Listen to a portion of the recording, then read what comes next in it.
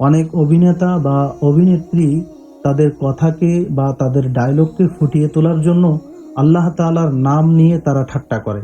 যেমন কেউ বলে যে সুবহান আল্লাহ এটা হয়েছে, বা সুবহান আল্লাহ তুমি এটা করেছো, আলহামদুলিল্লাহ এটা করেছো।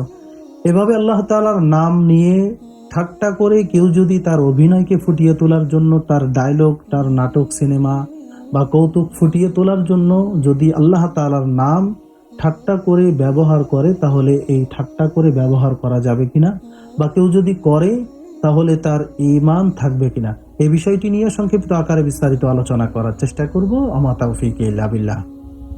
Holi star presence.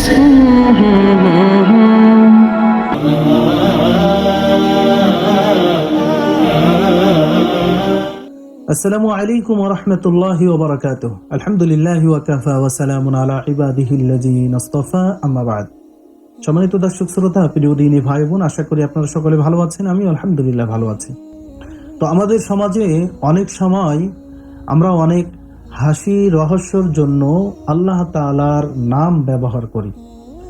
হাসি রহস্য করে যেন আমার কথায় সবাই হাসে, আমার কথা এমনভাবে যেন ফুটিয়ে তুলব, সবাই যেন আমার কথায় মুগ্ধ হয়ে যায়।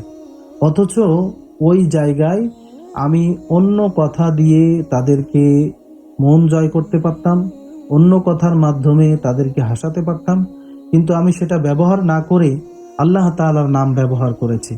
যদি এমন কেউ করে যে তার নাটক, সিনেমা বা তার ডায়লগ ফুটিয়ে তোলার জন্য ঠাট্টা করে আল্লাহ সুবহানাহু ওয়া তাআলার নাম যদি কেউ ব্যবহার করে, তাহলে তার ঈমান চলে যাবে এবং সে কাফের হয়ে যাবে।